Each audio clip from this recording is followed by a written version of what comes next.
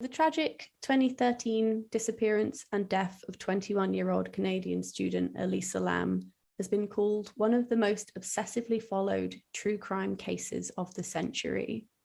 As the details of the case and the perplexing security footage of her last recorded moments were shared with the public for information, it became one of the most publicized manhunts of the modern age, catching the attention of web sleuths and individuals alike. Hundreds threw themselves into solving the case, combing the elevator footage for clues. Through the poor quality and artifacting, Elisa's erratic movements, and the elevator eerily frozen with a view of the hallway, they felt as if they looked close enough, they would see someone step into frame. But where this case seems to shout foul play, constantly seeming to hint at a nefarious third party, frustratingly just out of shot, and as the search for evidence comes up frustratingly lacking, the vacuum comes to be populated by the specter that is the Cecil Hotel, a turn-of-the-century behemoth housing young travelers and long-term tenants alike. The fate of the hotel and Elisa have become so intertwined as to be indivisible.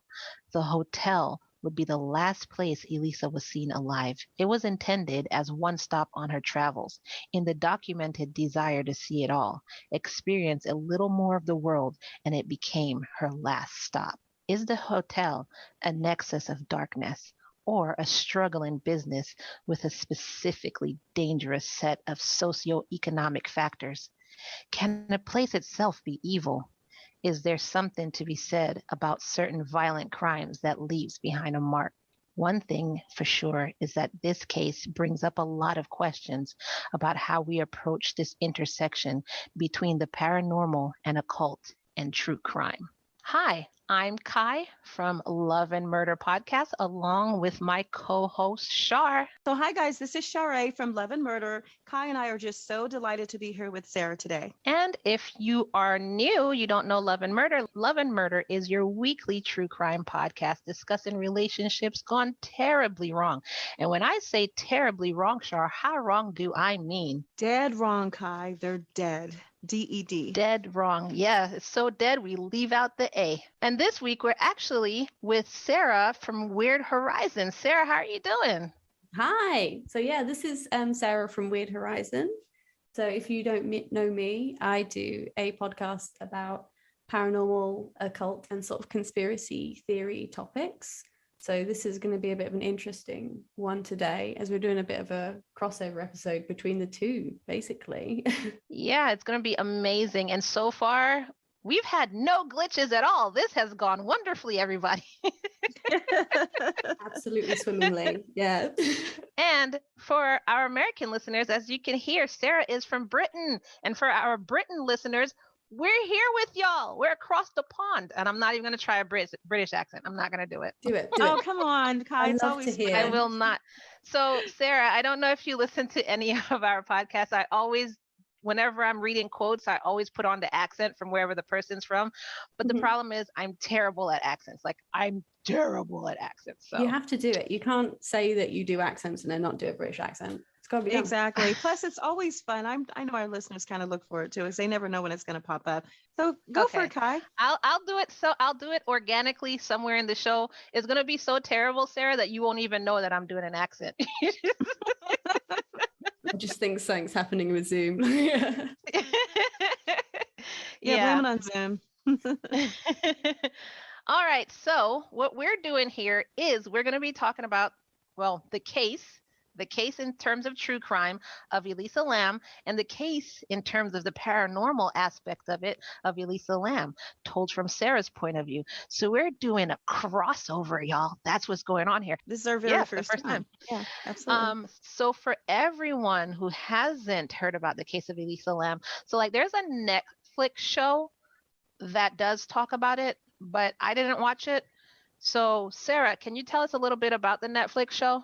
Oh, okay. So this show, I am pretty new to watching true crime shows on Netflix, but it is very good. It goes into a lot of detail. It goes into the background of kind of what we know about Elisa Lam's life and some of the sort of documents that surround the case, because it's quite an interesting case in that, like, we do have footage that can be shared, and I'm sure we're going to talk about that. And also Elisa posted a lot of her thoughts on social media, so it includes a lot of that, like dramatized readings of that. But it's quite a short case in terms of what happens in the timeline. It's quite short, and this series is long. This is a good, like, the long 4 hours worth of detail around the case, which is quite interesting, and I'm happy to share The some of show that. was 4 hours. Yeah, Ky. So Sarah and I were just comparing notes because we both watched it and we were like, okay, that was really lengthy. And we were trying to figure out, we felt like they kind of just repeated unnecessarily, tried to drag out what really happened, opposed to just kind of getting to it and making sense of it. So we definitely kind of compared notes in the similar manner. It was really lengthy. But I mean, was there really that much to say? I don't know. We'll find out. Okay, so listeners, so this is Ky. So the reason why I'm shocked as to Netflix having a 4-hour show about this is basically from the true crime standpoint. This is the everything in a nutshell. So Elisa Lam is actually from Vancouver, British Columbia, which is in Canada for anybody who doesn't know. She was going to the University of British Columbia, and it was like summer. So she decided to no, it was winter break. Sorry, winter break. So on January 26th, and this happened in 2013, she decided she was going to, just take a trip just to calm her mind. Like when you're in college and you just want some downtime. It's like you've been writing papers, listening to teachers drone on, studying, you just need some downtime. So she was planning on going on a solo trip down the east coast of the United States. And her parents didn't want her to go because, like, really, I mean, okay, I know I'm going to get backlash from this. Ky always gets backlash for her thought process. But look, women shouldn't be traveling alone. Okay. Please don't come at me in the inbox. Please. But we shouldn't be traveling alone. But she wanted to. And her parents relented, and they were like, okay, as long as you call us every day, text us every day, whatever, let us know that you're safe, you can go ahead and do it. So she did it. She came to the United States. She went to LA, arrived by train, and called her parents. So that's January 26th. So she checked into the Cecil Hotel in LA, and on January 31st, she was supposed to check out. But on that day, she didn't check in with her family either. So her family, her mom, is just as crazy as I am, because they immediately called the police. And no lie, I would give my daughter till 6:01 a.m. on that day. If she hasn't called me, I don't care if you overslept from a night of partying. If she hasn't called me, I'm calling the cops. So that's what her mom did, called the cops to do a well person check. And the LAPD went out to the hotel, and they couldn't find Elisa anywhere. So that was January 31st. So by January 1st, the family reported her missing. So 14 days later, February 1st, and then 14 days later, February 14th, the police actually revealed a surveillance video that was taken from the cameras inside the Cecil Hotel. And the video is 4 minutes long. It's a long video, 4 minutes long. Only like 3.5 of it actually shows Elisa. And now if you look at this video, she's acting erratically. She seems to be talking to nobody. She seems to be scared. Like she's in the elevator and she's like hiding in the corner, and she looks out, jumps out, looks both ways, jumps back in, and then she's waving her hand, but she's waving her hand like she's talking to someone. But nobody's there. Nobody at all is in frame. And then she jumps in, jumps out a couple times, presses all the buttons on the elevator, jumps out one last time, stays at the corner. So you see her, she's leaning against the wall of the elevator. So you only see like one arm. And then she walks down the hallway, and then the camera just stays on the elevator, and you just see the elevator door opening and closing, and then nothing else. So that's a brief synopsis of the whole case. But somehow from that, which I told that in 4 minutes maybe, Netflix made a 4-hour long show, which is hilarious to me. Yeah. And Ky, there is just one point that I wanted to make. And Sarah, I wondered if you did catch this. So according to maintenance at the hotel, the elevator literally stopped working it stopped on the floor. She pressed every button just erratically every button back and forth, back and forth, back and forth, opposed to just pressing the button for her floor. She's pressing all the buttons up and down. And they said the elevator just would not go. It wouldn't, I don't know if the doors would just, maybe she didn't allow them to close all the way, but they literally said it stopped. So that's a maintenance issue that they don't generally have in that hotel. So if you look at that, that's really strange. There also was footage of the front of a shoe, a black shoe, which she was not wearing, that was outside the door of the elevator. It just, you can just see it for a couple of seconds, it's gone. So they don't know, in fact, was this someone that was in the hallway? You know, there's just little tiny, minute possibilities of clues, but then it's kind of like, do I really have a clue here? Am I reaching? And then there's no answer behind it, but definitely there's questions. What do you guys think about that? So that kind of goes into something that I was going to bring up later on, but what I was going to say was if Sara could tell us, because I didn't go into her death and everything like that, so I stopped that. She disappeared, you know, she just disappeared out of frame and the elevator just kept going.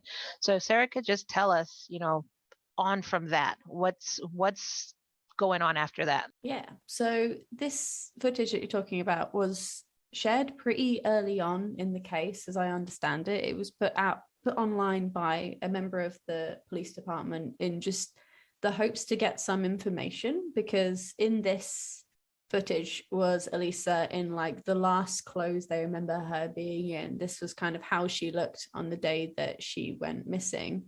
And it was corroborated with some like other people that she went to visit. There's a bookstore that she visited as well. So this was shared pretty early on to try and get some information about where is Elisa, and very, very quickly absolutely took off when it comes to popularity.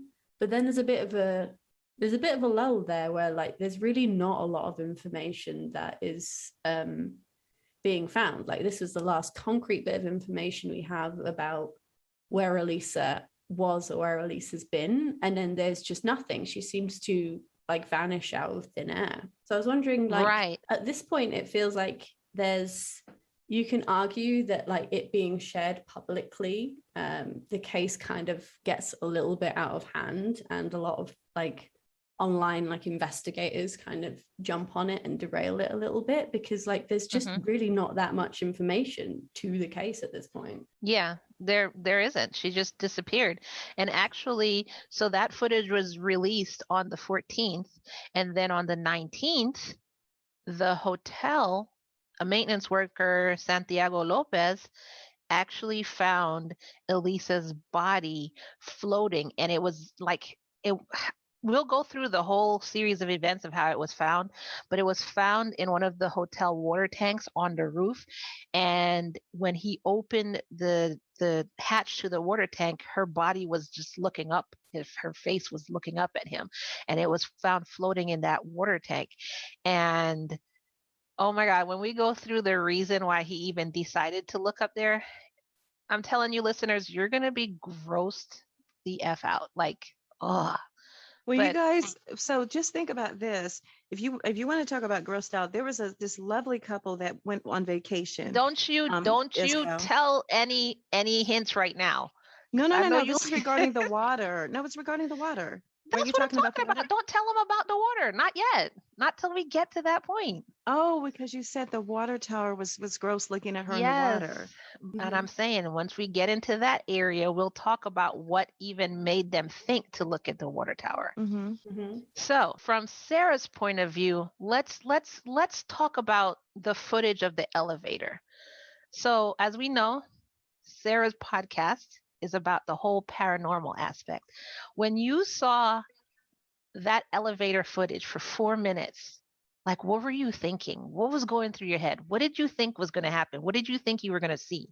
I have to admit, when I first saw the elevator footage, I didn't I sort of saw it in isolation from the case, so I didn't really realize what it was linked to, but it's just one of those videos that is still shared around to this day as just a paranormal video, creepy and unexplained, because there's so much about it that's like, it's like horror movie kind of stuff.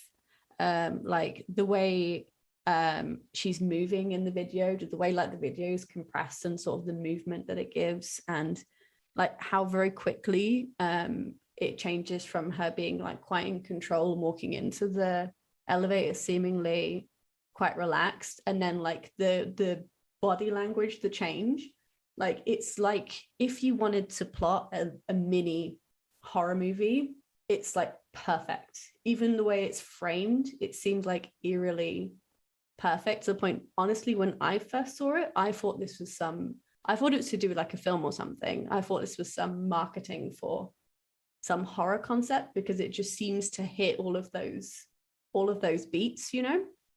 So I'm wondering if you got the same vibe at all. So I do agree with you. It looked creepy. Oh my God. And I don't know if y'all felt this, but I was feeling like very anxious, and I was waiting for something to appear.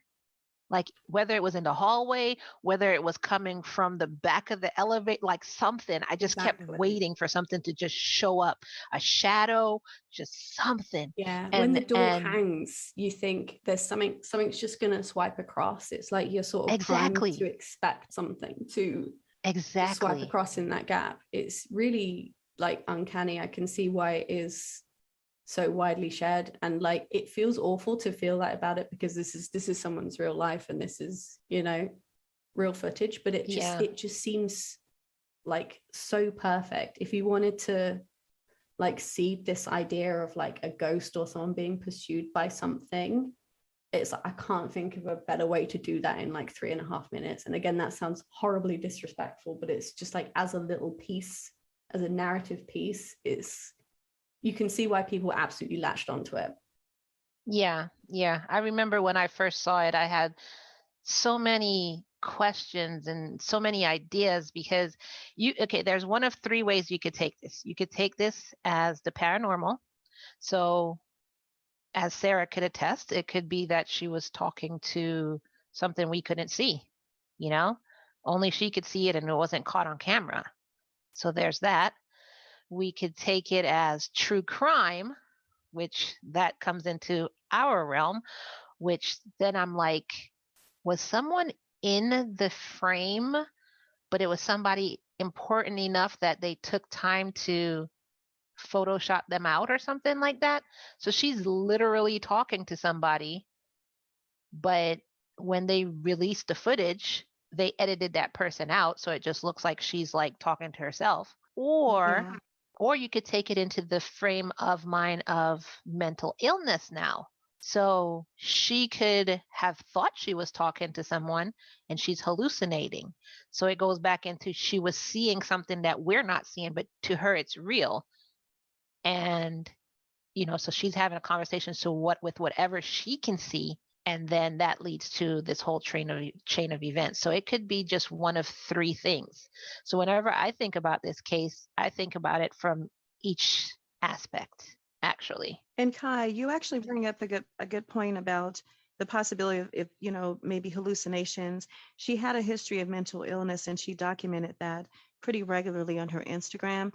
But speaking of foul play, when it comes to the tape itself, authorities did say that at one point, mysteriously, some of the time was completely just blacked out, where they could not see it and they couldn't account for the time. There was like a whole block of time that the recording did not pick up anything. I don't know if it stopped and then started again.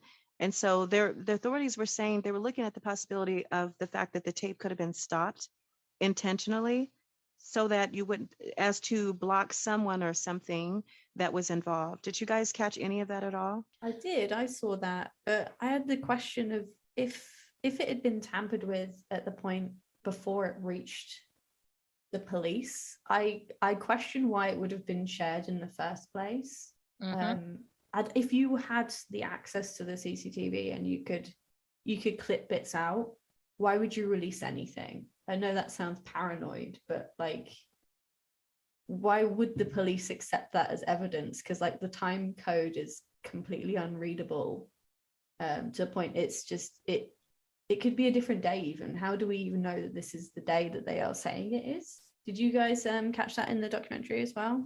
Actually, that was exactly my point, was that entire segment where they were saying that the timestamp wasn't clear. Did the time stop? How do they know? specifically when this was happening. And then if it did stop, that would explain why we didn't see evidence of someone else, because maybe that person or thing did not want itself to be revealed. And didn't you say there was a shoe or something that was there for a Yeah, they second? showed it. Yeah, it literally was for about maybe 2 seconds and a half, a quarter, but they showed it a few times. They kept doing a rewind on it. It was literally the front of a black shoe, but she was not wearing a shoe. She was not wearing, she might have been wearing sandals, I don't know, but she literally was not wearing a black shoe of any sort on that particular day. So they knew it was not hers, but and at one point it's almost like she was leaning out, looking that direction really quickly when you saw the shoe. But really, there was never any evidence of her actually talking to someone that we can see, you know? And so I don't know if it's a mental illness thing, but sometimes you have to think about the paranormal.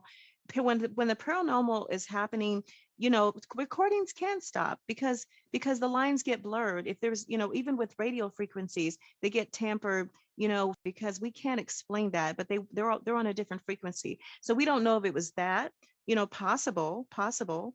And we don't know if it was literally someone who was like, okay, I'm gonna, like, how do you stop the tape? You couldn't stop it at that time unless in the, the engineering towers or something. How is that even possible?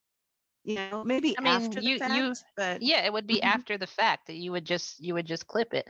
But I was gonna Oh say, yeah, yeah, that makes let's sense. take it from Mhm. the three aspects. So the most well, I don't want to say generic, and I don't want to undermine this because I do have somebody in my family dealing with this, but neither of our podcasts deal with this aspect of it.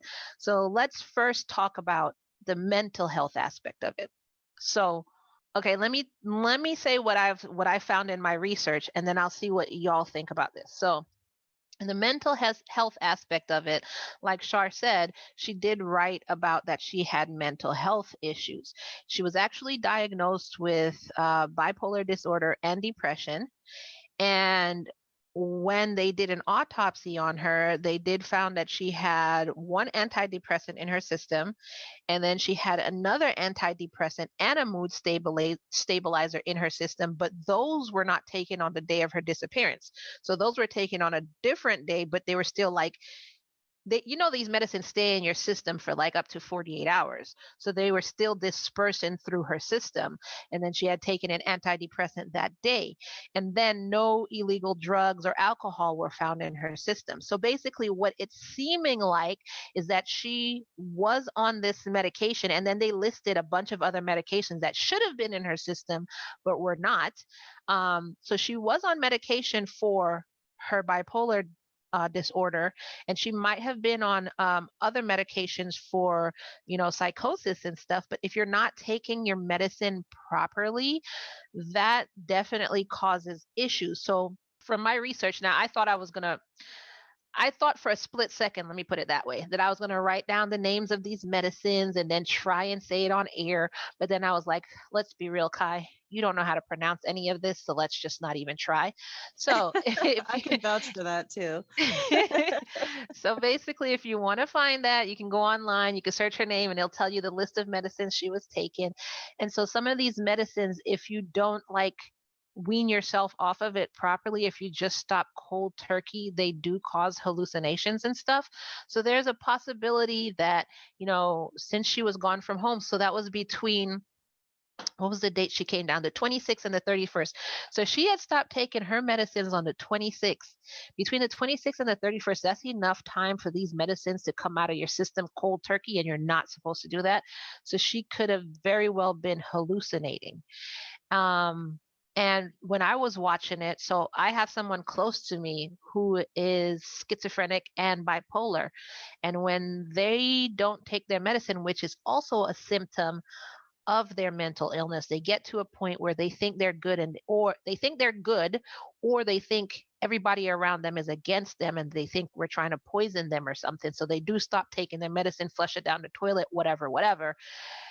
And then I know for a fact this person that I'm talking about, they hallucinate. They have whole conversations with people that we can't see. And they hear the people talk to them, tell them what to do. If you don't do this, something bad's going to happen. Just all of this. So when I saw her when I saw Elisa having this conversation and she's doing all of this and looking like she's running from somebody, that actually brought back memories. And so that's why I was thinking about the mental health aspect of it. And I had to delve into that portion of my research to see if she had mental health issues, because even if it wasn't documented that she had mental health issues, that doesn't mean anything, because a lot of people with mental health issues are not, they don't come forward, or people don't believe them. A lot of doctors write, and this is coming from my own personal experience, a lot of doctors write off stuff that they can't explain as anxiety, and then they'll shut you out, and that's it. They don't even try and find an answer. So this is the mental health aspect of it that I was thinking about. And then, like I said, the person that I'm thinking about, there have definitely been times where the voices told them to jump in a body of water. They have jumped into pools, like with everything with them. They've jumped into pools and sank to the bottom, and the voices were like, you have to stay here. They have jumped into just a random river. And, so it could have been that, like maybe she was hallucinating and the voices were telling her that she needs to get into a body of water right now and stay at the bottom or whatever. So this kind of brought back, even I'm talking about it, I'm just like, my body is like, I'm getting chills, So maybe the voices were telling her that, and then she went to find a body of water, which was at the roof of the hotel, which then begs more questions, but I don't want to monopolize this conversation. So I'm going to ask Sara, what do you think about everything that I just said? I think people really do underestimate, one, just how easily in some ways people can have absolutely wild hallucinations. Even if you aren't struggling with your mental health, there are so many things that can happen to you that will cause you to have hallucinations and not be able to immediately pinpoint, oh, this is hallucination. Your vision can change in so many sort of slow creeping ways, and you won't know how bad the change is until something potentially sort of keys you into it. So I think even if we pretend we don't know about her history with mental health, the idea of someone in an unfamiliar place on their own and potentially being in a situation to see stuff that isn't necessarily there, I don't think that's a crazy thing to assume anyway. I think personally for me, I think the reason people didn't immediately come at it from a mental health perspective is because of you can feel free to disagree, but because of her Tumblr, because she constantly put out this impression on social media, who's someone who's struggling, but someone who seems quite who seems pretty on top of things. And then you see this footage where she seems like she is completely opposite, obviously very, very distressed. And I think people like to look at those things and assume the impression she put out into the world is entirely truthful, and that there's a big difference between that and the situation we see her in the elevator footage. But I don't think that's entirely true. I don't, it's hardly a hot take to say that people aren't putting out a totally authentic view of themselves on social media. But I think people like to believe that everything she was putting out was pretty truthful. But I don't know if either of you were on Tumblr in 2013, but people were not putting out exactly truth about how their life was going. If that was a bit of a tangent, but that was the thought that immediately came to my mind. Yeah, I mean, 2022, people still aren't putting out what's going on in their life, really. So, but you're completely right. She put out what she put out, and she might not have been lying. To her, that was 100% true. Like with the person that I'm referring to, that I'm close to, unless, how do I put this? Unless you know them and you can see the changes in them, you'll think they're regular. You'll think they're just moving along like, oh, nothing's wrong with them. No. And the rest of us who knows this person, we're like, they're about to go into hospital. They're about to have a break. So to the rest of the world, we're the crazy ones because we're like, watch out, no, don't listen to what this person is saying. This is not. And they're like, oh no, what's wrong with you? Why are you blocking this person's truth? But unless you actually know the person and see the signs that they're about to have a break, it just looks like, yeah, they're posting. So just to use this analogy, yeah, they're posting to social media and they look fine and nothing's wrong. And so to take this post into social media and then turn around and see this girl wafting at the air and pressing buttons and jumping in and out of a elevator, it just doesn't match up. But we don't know her well enough to know what her signs were, so we can't just assume that. And Well, the other also, point, go ahead. Go ahead, Kai. no, go ahead. So also, but here's the thing, it wasn't just that people saw her being this happy-go-lucky person. She consistently would share with her followers, I'm not feeling well.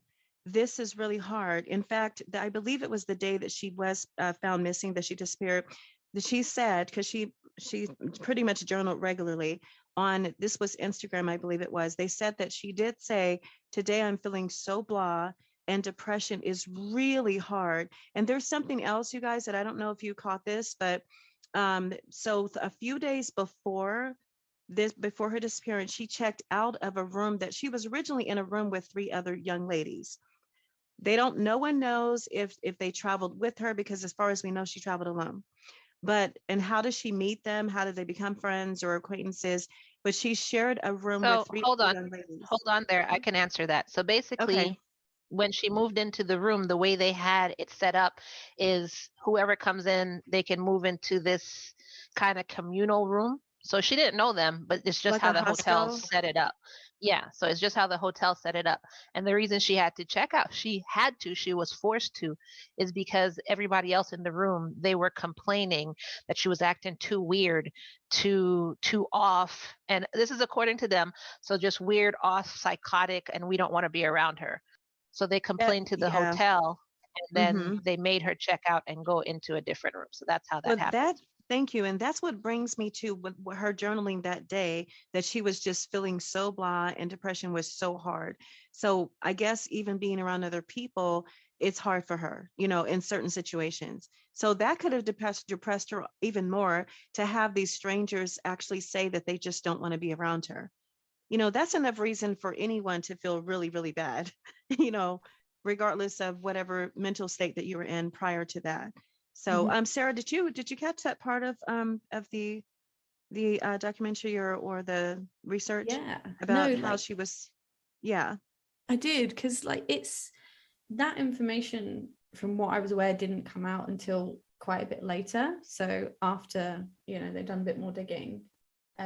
Because, from an outside looking in, if you look at someone who's like, this is their first time away from home and like fairly introverted, pretty like sort of bookish person, and then they're on their own traveling solo, and then you hear all this information about them behaving erratically. I feel like if this information had been presented initially with the elevator footage, people would just come at this case in, from a completely different viewpoint, because it seems, if you put all of this together, it seems quite clear that she's kind of struggling and not in the best frame of mind, or like not having a great time. Like, did you hear about the live recording that she goes to when she's in LA? She goes to a live recording and they kick her out of this recording because she's being really disruptive. And like, again, if this is No, I didn't hear information, about that. yeah, so she's kind of, on the one hand, seemingly trying to really put herself out there and do some quite extroverted things and really like put herself out there when she's in LA and get new experiences. But then you hear of all these times of her being sort of ejected from places. And like, again, if that information was there from the get-go, would people be looking at it in the same way? Like, it just seems like someone who's really, really really struggling. Yeah, and it actually sounds, now that you're saying all of this, for her to make this trip and everything and want to do it by herself, these are all red flags to me based on my experience. I can't speak about what everybody else is dealing Absolutely. with or going through. Yeah, but based on my experience, it seems like she was in a manic phase, because usually when they're in manic phases, they feel like they can do whatever. They feel like, you can't tell them anything. They're the best ever. They feel good about themselves. The people that I know, and again, I have to say this, Sarah, please, people with S's on your chest, don't come for me. I'm just talking based on my experience, and I cannot speak on everybody else because everybody has different experience. Everything manifests differently. So, based on the experiences that I've had dealing with this, whenever they are in that manic phase, they usually do travel. Like, isn't that insane? They usually do travel. And that's exactly what she did. Out of the blue, suddenly she wanted to go on a whole trip down the West Coast. So, it's, to me, in terms of the mental health aspect, it's lining up now. Do you think that's why her parents were so adamant against her not going, not just being very protective parents to a very young girl, but perhaps it was because her parents knew how unstable she was mentally to go that It could far by be. herself? It could Yeah. be, but at the same time, you can't stop them. There's nothing you can do. So Hmm. that's probably why they said, "Hey, if you reach out to us every day, just let us know you're okay." And they probably sat her down and had a whole conversation. Don't forget to take your medicine. Don't forget to take this. Don't forget to take it in. They probably did all of that. And there Yeah. probably wasn't anyone who could stop what they were doing, like stop their lives or take off of work or whatever to go with her. I'm pretty sure if they were able to, they would have been like, well, okay, you want to take this trip? All right, we'll just go with you or something, you know? Yeah, and like you said, they as soon as as soon as she didn't get in contact for just one day, they were immediately like, we need to send someone around right now. They weren't just like, oh, maybe she's busy, maybe she's met some people. They were very much immediately Yeah. like, no, And most something has parents aren't happened. like that. No, as even Exactly. most parents of people that age, I don't think would be immediately like that. And I think if they may not have been aware fully of what's going on, but you can't say that they wouldn't have understood their daughter and understood that maybe something is going on here that's not 100%, she's not 100% her usual self right now. Okay. So far, I'm sold on mental health. So if y'all are following us, listeners, we're going to go through the 3 different theories. So we've done mental health. So far, I'm sold on mental health. Let's go through the paranormal aspect of it.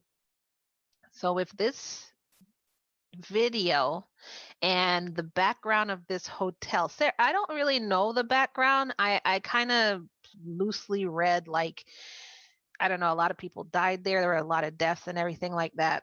I don't know. I'll let either Sarah or Shar say more about that. But with this background of the hotel and watching the video, let's get into the paranormal aspect of it. So that's totally Sarah's side. So let's talk about this. What do you have, questions do you have to ask?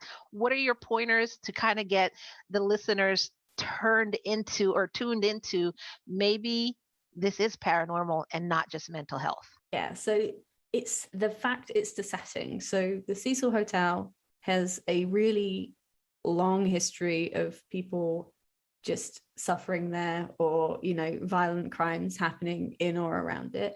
So the setting itself immediately, I think, in certain people's eyes, primes them to think there's something going on spiritually. Either there's some sort of like ghostly presence or some sort of impression in the building itself that comes from what's happened in the past. Because the Cecil is, if you have a look at pictures of it, it's very interesting in that, like, the front of it, the first impression you get is very grand, it's very beautiful, but then as soon as you get past like the foyer, the immediate entrance, it's clear that it's been struggling for a very, very long time and housed a lot of people who are in really awful situations. So for the last 100 years, last century, since the Depression, really, people have been staying there who are really in a bad economic situation, who are,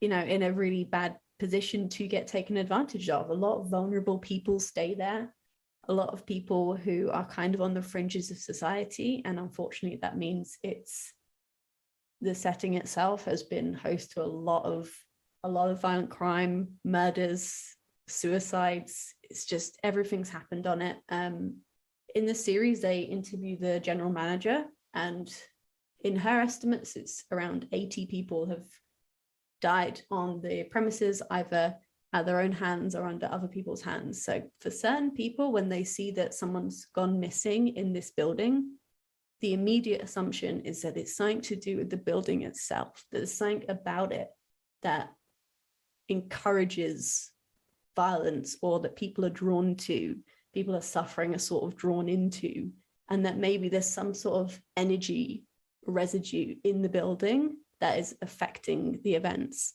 So there's a real basic primer. So either it's haunted in some way, there's a spirit of a previous victim, or there's something innate to the building that means bad things just happen there. So that's, I think, briefly why a lot of people come at it from a paranormal point of view. Do you know much about the history of the Cecil? Well, actually, I am aware that it's just about 100 years old. It opened in 1924. That was about 96 years ago, maybe. So just a little under 100 years. But during the span of the last manager, she actually said over the 10 years that she knew 80 people had died, but it could have been more. She said that, okay, this is something, Ky, that Sara and I were having a little discussion about this, but I noticed that even when they were doing their documentary facts, they were saying that the new manager said, well, the maintenance person says to her, okay, in this room, someone died. In this room, someone had a drug overdose. In this room, someone died. In this room. And she goes, wait. The new manager at this time, she says, is there one room where someone has not died in this hotel or had some type of tragedy? And the maintenance person tells her, and I don't know why it's maintenance that takes you on tours, but I guess that's how they do it. And he goes, no, there's been a tragedy in every room at that point when she became manager. I think this particular person was manager until the hotel closed, because at this time, I don't believe it's open, but it's almost 100-year history. They had so much tragedy many years before, unfortunately, this happened with Elisa Lam. So there was always some type of a turmoil. They also said that the Cecil is where derelicts of society, people that are, murderers that are on the run, people that are just, they go on killing sprees. One gentleman had killed 14 people across the nation. Where does he stay? At the Cecil. He considers that home. So they said that it's just kind of a place where, all the bad people want to come to make it their home and bring their dirt back to, so to speak. And that's really not fair, because when they did change management and they did have this grand idea to reclaim the hotel as the stay on Main, and unfortunately, that's where Elisa found it, because it actually did have reviews. There was plenty of reviews all over, social media, and unfortunately, most of the reviews were very bad. So that is why management had this bright idea.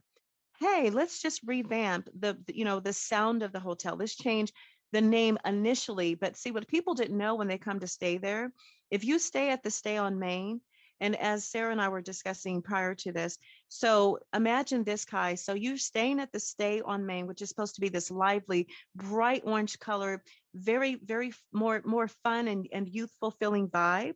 But you are still sharing an elevator with the derelicts of society, the people that are murderers, killers, that even those that are on drugs very heavily, they keep them on specific floors, but you're all using the same elevators.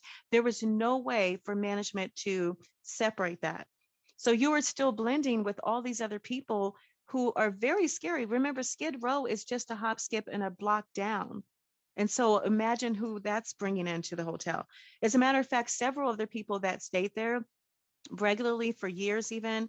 They came from Skid Row. They had a program even. Sarah, did you hear about that? They kind of like helped these people I that were did, yeah. homeless. Mm-hmm. So as far as I understand it, is and I think still is a certain part of the building that is used for long-term housing for people who are on Skid Row or people who are experiencing homelessness, and it's designed to give you a fairly low-cost base that you can kind of get back on your feet.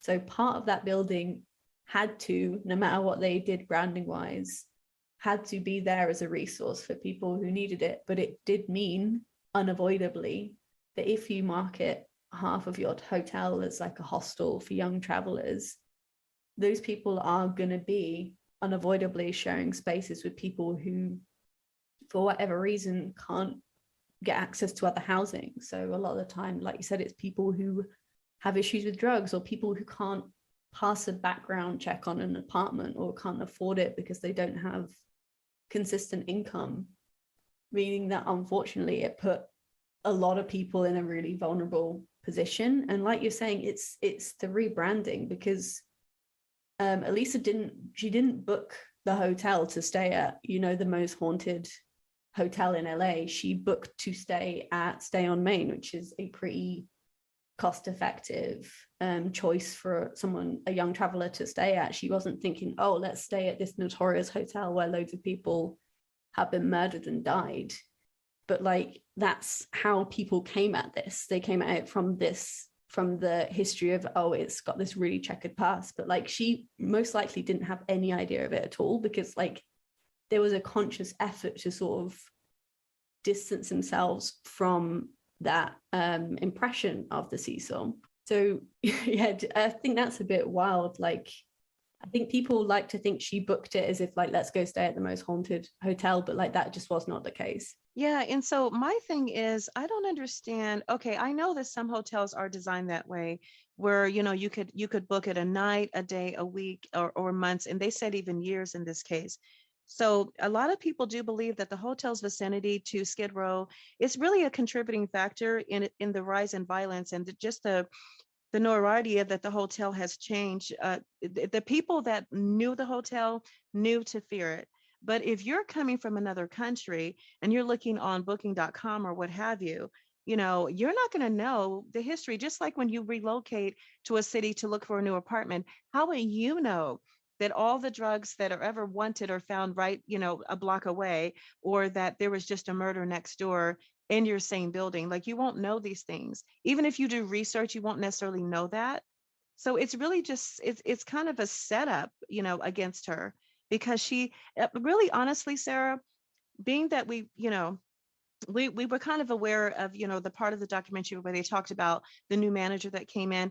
I kind of feel like it was unfair in a way to not just shut down the rest of the hotel that was having all of these deaths, issues, and overdoses, and completely revamp the entire hotel under one name and one look, and just a whole new feeling of, hey, this is a safe place. But what do? They said they didn't want to kick out the people that were homeless. They didn't want to kick out the drug dealers and the killers, because they knew that this is something they can always go to because it was inexpensive. So that was really not fair to those that are just looking online to stay at a nice place. They gave that illusion with the stay on Main, but they admitted, okay, when the desk clerk, when you tell the desk clerk that I'm here for the stay on Main, they're going to put you in X amount of X floors that they have set aside.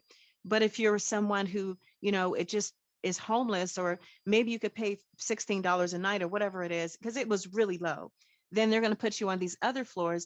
I don't think that's fair. I think they should have just completely revamped everything and just said, hey, this hotel is no longer available for people that, are just possibly going to be bringing in sinister situations in crime and violence. But they never did that. They just allowed it to happen. I really kind of feel like the hotel is responsible for what happened to Elisa, because those elevators, again, were accessible to everyone. So I have to say this, so far, and I'm thinking from the aspect of our listeners, so far I'm still on the mental health. I'm not really convinced on the paranormal aspect of it, if that has anything to do with her disappearance. Because I agree. mean, I agree. I think people like to think like the idea that some place might be haunted is there's no way nice way to say this, but like it's an easier thing to think that the hotel might be haunted than to think that this is a product of, you know, someone struggling with their mental health, and honestly some pretty bad decisions on the side of the hotel, and you know, the downtown LA sort of government. Like it's easier to think, ooh, like spooky ghosts, maybe it's to do with something that happened in the past, and think like, no, this is a real issue, and this was a conscious point at someone by someone to market it in this way and to put loads of people in danger. Like I think it's just the easier route to think, oh, maybe it's a ghost, maybe she's talking to a ghost, instead of like, no, this honestly, this could have been avoided. It sounds awful, but that's how I feel. Yeah. Okay. So sorry, Sarah, your aspect is out. So we're not in paranormal now. So now it's between mental health and true crime. So I'm still leaning towards mental health. So let's delve into the true crime aspect. So now, in the true crime aspect, according to Netflix, because I didn't see this, there are times missing from the video. So in addition to a corner of a black shoe being seen, so that's two things. My crazy paranoid mind, which, you know, you should take my mind into consideration when we're talking about this case. My crazy paranoid mind that she was actually talking to someone, but then they just edited them out. I'm sorry. And then turned in the footage, which then it's like, well, why? I'm pretty sure the cops could have seen that. Why would they have posted that? Why would they have allowed that? Which then makes me wonder who, if the cops are okay with this, who was in that footage? Then more questions on my part. Number one, her body was found on the roof, like I said. Why was the roof access open? Because normally that access is locked off. And if for some reason somebody gets past the locks, number two, there's an alarm. Why was that alarm not off? So, you know, if you go through like the doors of certain buildings and they say, don't go through here, alarm will sound, or employees only, alarm will sound. I'm pretty sure they had that set up, because if you look at any hotel, they have that. So why did the alarm not go off? Number three, why wasn't there a lock on the water tower door itself? Because you have to open this door to jump into the water tower. And if you look at any water tower anywhere, there's a lock, because, you know, anybody would try and throw something in a water tower just to be funny, teenagers, whatever. Why was there not a lock on the water tower? So all of these things, this is what's making me think true crime. What do y'all think? I definitely think it's Sarah, I'm on your side right now. I totally believe this is paranormal, because what are the chances? And she was small in frame and stature, rather petite. Elisa, she wasn't a woman that was just really, you know, larger, big, or super strong. She just seemed very petite, not fragile. There's a difference. I don't see how she managed to get herself into a water tower. Now, if anything, it would probably take a team of people. Wait, hold on. Wait. I don't get how that has to do with anything. Why wouldn't she be able to get into a water tower? Because literally, wouldn't it take it's literally you go upstairs, get... you climb. No, you go upstairs, you climb some ladders, you open a trap door, and you jump in. Like, it's not like you needed Hercules. But I don't think it's that. But I don't think it's that simple. I think it would generally. That's as simple as it was. No. If you listen to the maintenance man, he literally told you the steps to get to the water tower, and he did it on by himself. And it was literally just go up the elevator to the 15th floor, climb another ladder, get on a platform, climb another ladder, and then open this door. Okay, but how do we know the door wasn't heavy and you didn't need several people to hold the door open? Because he did it himself. He just opened the door and looked down. Okay, so you don't. I really, I just don't see this. Okay, first of all, let's ask this question of our listeners, right? So, how does she know it was on the 15th floor? How is that? I mean, obviously there's no 13th floor, so she skips. Water she tower goes is usually on the roof, so you just go to the direction of the roof. Well, okay, that was possible. I don't don't know. I think there's some foul play that we can't explain. I just believe that she just wasn't on a vacation to think, let me just go jump in a big water tower. Like, I don't believe that. I just don't believe that. The I don't. question I I think have, they're. I So think if it's you're talking paranormal. about foul play, that's true crime. So you're proving my No, point now. no, I mean, when I say foul play, I still mean possible paranormal, because it's still foul play, because it's not fair. Something that you can't see. Maybe that's what happened in the elevator. They might have, that's what they were telling her. Go ahead, Sarah. What were you saying? oh God. So I can kind of, like you're saying, like you can see how you can get into the water tower and everything. There is a path you could take where there's a fire escape that you can use to get up there. The question I have is, when they had the big team of police sweeping the building, and they swept the building from floor to roof, basically trying to trace this path of, if she's still in this building, where could she go? So if she's just headed upwards, up as far as she could get, they searched the roof at some point, but they didn't. Why was there no path? Like, why was there no trail of scent that you can find of her getting from the edge of the roof into the water tower? Because she has to travel a bit of space, and they never fully explained that. Like, they explained this, there was some misreporting with the hatch, in that initially it was reported that the hatch was closed, making people think that someone would have had to have helped put her into the water tower and then close it after, but that turned out that was just misreporting of the facts. But why is there no path? Why couldn't they find a trail of scent going from the roof to the water tank? Because they searched it pretty soon after her disappearance. But when you say a trail of scent, that means they had a dog. And if you're just doing the initial search was just a well person search, so they wouldn't have cadaver dogs or anything like that. It's just the police going out and looking, and I don't think anybody would initially think, hey, maybe we should check the water tower, maybe somebody jumped in, because their first thought would be well, maybe she stayed over at a party or somebody's house, but we'll check the hotel. They say in the documentary, maybe Sarah meant the scent, or actually footprints. Is that what you're referring to also? She's saying they said in the documentary something. Yeah, okay. In the documentary, they said they could trace her up to there's a window you could open, and then it will take you onto the outside fire escape, and they could sort of trace her movements up to that window. But that's as far as they got, which it doesn't make any sense to me. If the only trail you can find of someone is them climbing out of a window, which leads to a metal fire escape to the roof, why did they not carry on and go up to the roof? That's what I don't understand. And also, yeah, the alarm I understand. The alarm didn't go off. Why is that? There's always an alarm for something like that. And that was my question, because when the maintenance man went to the roof, he had to access the roof area, so he had to unlock that area. Then he had to, in his testimony, this is what he said, then he had to turn off the alarm. So he had to do all of that. But on that day she went missing, why was all of this not done? And I know I heard somewhere, but I can't remember, one of these things were broken, either the door to the water tower or something. One of them was broken, and they were supposed to be fixing it, and they didn't. But there's still so many other aspects that she had to get through, other obstacles that she had to get through to even get to that one broken thing. So why were none of them in place?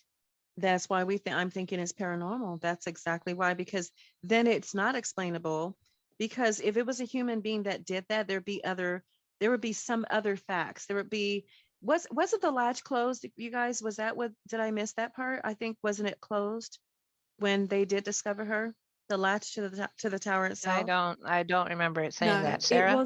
It wasn't closed. So initially, when they reported on it, they said that the latch was closed, so it had been closed after her. But it turns out it wasn't. It was when the maintenance man found her, the hatch was open. So he just climbed the little ladder that's on the side of it and looked in, and just saw her. That's right. He went up there and he looked around the roof, and because they have 4 water towers, and that's right.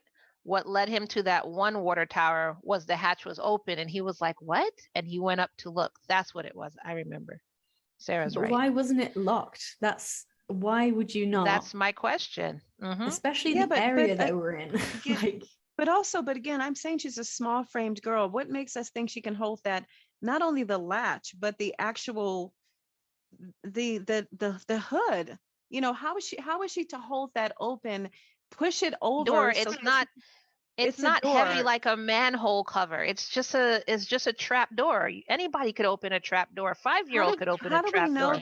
How do we know that it's that simple, opposed to it being this heavy metal door? They do show it. They show, like, you know, this footage of because if that was the case, okay, so they actually showed that, because that's what I was going to say. That's what I was going to say. If it was so heavy, they would have talked about that multiple times, and nobody ever mentioned it was heavy. They just said they opened it and blah, blah, blah. No, she could have gotten in there easily. Yeah, they do show it in the thing. It's not hard to access, but like I said, the question is, why wasn't it locked? Because even disregarding the safety side of it, like this was 2013. It's not like this was 50 years ago. Like, you know, health and safety is a big thing and it should have been locked. But also, like, that's direct access to the water supply for the hotel for hundreds of rooms. Even from a purely safety point of view, it should have been locked because you could put anything in there. And they've shown that access to it is pretty trivial. You just have to be able to get basically to the elevator of pretty much a public building and then just go up to the roof. Like, why was there not anything stopping people just chucking something into there? Well, you know, Sarah, that's exactly what brings me back to my original point about the couple who was staying at the hotel. I think that's what led investigators to check the tower, because who would just assume, oh, maybe the dead body's in the water tower? This couple said they were staying there and they complained to management or to the front desk that the water tasted terrible and the pressure was disrupted. And so what did they do? Management, of course, they just move you to another room. And they said, but the water tasted really disgusting and they complained so much. And I think that maybe that's one reason that why, you know, they're thinking maybe we should check the water tower, because like Sarah said, anyone can put anything in there. And that's when they discovered this is why the water tastes like crap. You know, hearing you say that, I just am getting nauseous. Death. Like, I'm sorry, but it probably tasted like death. Yeah, I mean, just think about it. You know. So that's what made them even think of looking at the water tower. It's people were complaining about the water pressure.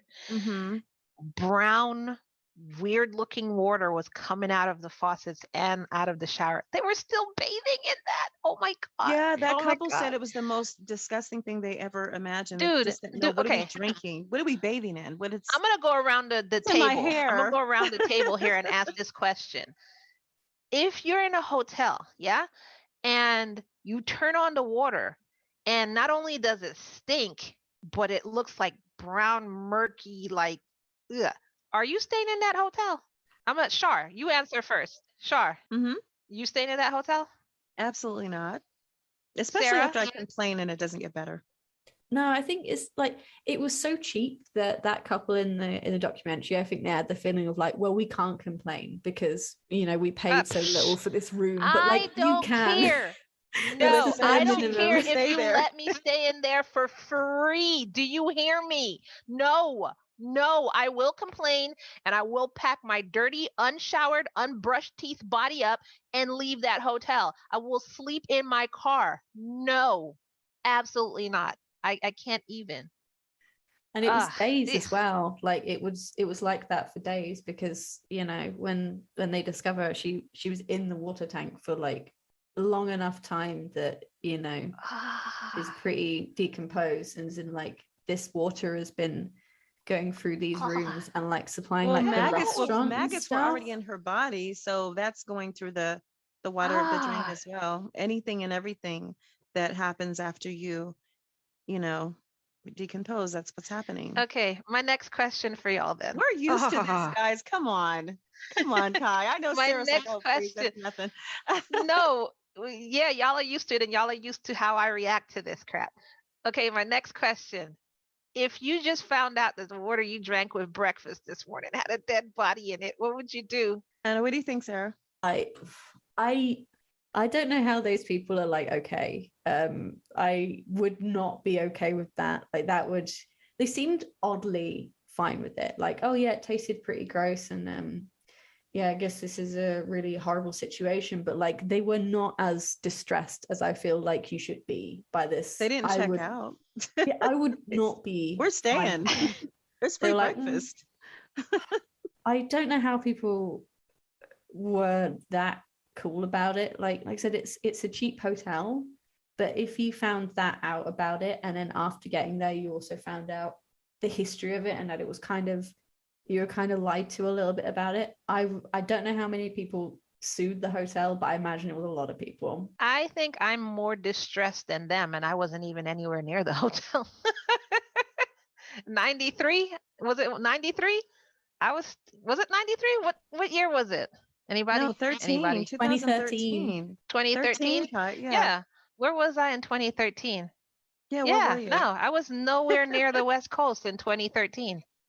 So yeah, and I'm more grossed out and disturbed by this, and I feel like I want to go drink Clorox right now. Okay, but and we it didn't do a even true happen to crime me. show. I don't even believe that you're totally grossed out because we hear No, brain I am. all the Yeah, time. we hear, but it's just different. And It's we just eat different.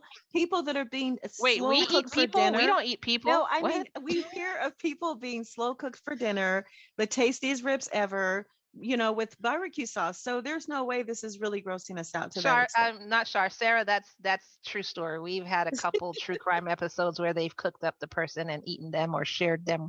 That's actually true. But Very tasty ribs, the best I've ever had. But like cooked I would argue cooked is not as gross as this. Like, just to boil it down from it, if I had to consume what you're making me right now, I would I think I'd rather someone that was cooked than someone that had been, kind of. and that's the difference. One is If you had to cooked, choose. even though still gross. One is cooked and it's fresh meat. That sounds disgusting, people. It does. And then the other one is a bloated, decomposing corpse that I just drank out of, like literally. Have Well, y'all brush my seen what teeth. these corpses look like when they come out of like the ocean or whatever? Yeah. And you just drank that. So yeah, one is nasty, yeah, but one is nasty. Like, so that's why I'm acting like this. So anyways, to sum everything up before this show lasts for like 8 hours, I am more, so we'll go around the table and see. I am more convinced of mental health mixed with true crime. I think it's more of a mental health aspect, but true crime in the negligence of the hotel. This is what I'm convinced about. Char, what are you convinced about? There's the 3 categories are mental health, paranormal, true crime. Can I actually say all 3? Only because there's 16 unexplained deaths out of the 80 deaths. 16 unexplained. Well, deaths or overdoses. So still that's a death. So yeah, so I'm going to go with all 3. Definitely the mental health, definitely true crime. And I still believe there's some paranormal mixed in there because she's not the Elisa was not the only tenant there or tenant. She wasn't the I don't know, it's not really a tenant, but she wasn't the only person to stay there, guest to stay there. Yes. That something terrible happened. This happened many times. And when they can't explain it 16 times, you don't think that there's some paranormal involved because the true crime aspect didn't help all those other people.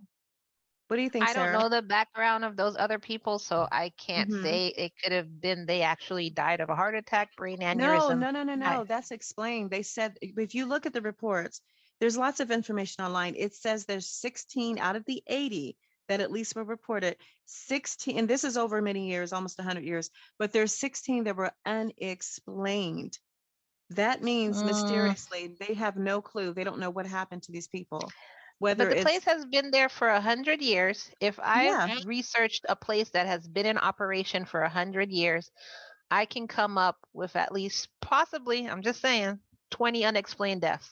Just because you can't explain it doesn't mean it's paranormal. That's just me. I agree, but it depends. Well, okay, but yeah, well, Yeah. okay. I mean, there's hotels that have many sightings of ghosts and things like that, and then there's a history of that. No one's ever, I mean, I don't know, maybe I'm wrong, Sarah, maybe you can catch this, but I don't believe that the Cecil Hotel had any, sightings of, the unexplained or ghostly activity. I don't believe they have. They just have so many, horrific things that have happened in that building.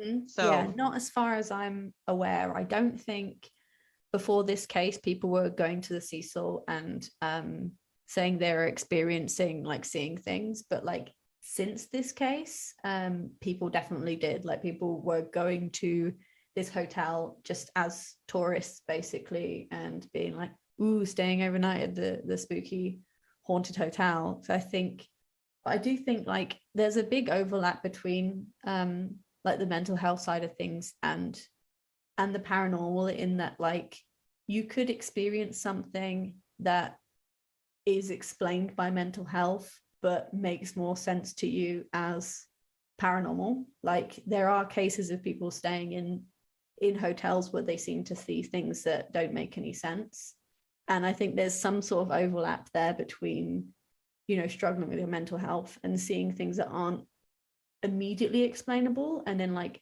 an answer that some people come to is a paranormal answer, whether that's like really based in scientific fact at all. So I think there's like an intersection between all of them, really. I think she might have experienced something that she viewed as paranormal, but obviously I don't know. The only person who knows that is Elisa, and obviously we can't know exactly what she was experiencing at that point. So I think it's a bit of all three. There's definitely some bad decisions made that kind of allowed this to happen. So from the true crime side of it, like there's things that should have been in place to stop this. As people, if you want to point blame, there is blame to be dished out. That is my opinion, at least. What do you think? I mean, so if you described the paranormal aspect as the way you did, where people could say paranormal because of the mental health and she was seeing stuff that we weren't seeing, then I guess I would go into all three. If you explained it the way Char did, like there was this malevolent spirit there and they opened the hatch for her and was like, get in, then I don't agree with the paranormal. I agree with the paranormal in the way that Sara just explained it. So if it's the way Sara explained it, then I'll go with all three. If it's the way Char was explaining it, then I'll stick with mental health and true crime. So, but to sum it up, we're definitely all three agreed on mental health and we're all three agreed on true crime. So that is the case for Elisa Lam. So Sara, I want to pose a question to the three of us. Have any of you, the two of you, ever had a ghostly experience that you believe that's what happened in your lifetime? Maybe once. And that's funny. That's what I was going to say. I was going to ask Sara before we wrap it up. Did she have any questions for us in terms of, the subject line of her show? I wanna hear your answers before I give you my answer. That's very much hedging my bets, but like I want to hear what tone you're coming up with before I come out with what I might say. So what have you seen? Anything spooky? So Ky, you first. So oops, sorry. That's the end of this episode. If you want to hear our spooky stories, then go ahead and visit WeirdHorizon podcast. Thank you for sticking with me when we explore this in detail. So you can find me on Twitter as WeirdHorizon, and you can find me on Instagram as WeirdHorizon, and you can interact with me there if you have some ideas of topics you'd like me to cover. So like you're saying, if you find any cases that you think have some potentially paranormal backgrounds, let me know and I'm happy to dig into it. And so this has been Ky and Char with Love and Murder. Thank you so much, Sara, for having us on your show. Thank you, Sara. I didn't do my British accent. That's right, cheerio. My quote unquote British accent. Anyways, I'll do my outro in a British accent. Okay. And where's our drum roll when we need it? Oh, shut up, Char. Okay. So this has been Ky and Char from Love and Murder podcast. Thank you so much for having us on your show. You can follow us on social media at facebook.com/relationship crime, Instagram at Love and Murder Instagram at Love and Murder Podcast, or go to our Facebook fan group. Just search Love and Murder fan page. You Oh can my find all of God. this on our website, www.murderandlove.com. That's Love and Murder backwards, murderandlove.com. I don't know that she passed, Sarah. I mean, I'm so Sarah sorry, is Sarah. cracking up like, okay. It's I'm interesting. so sorry, Sarah. It's all right. I'm not going to try and do either of your accents. I can't do an accent either. Wow. That was traumatic.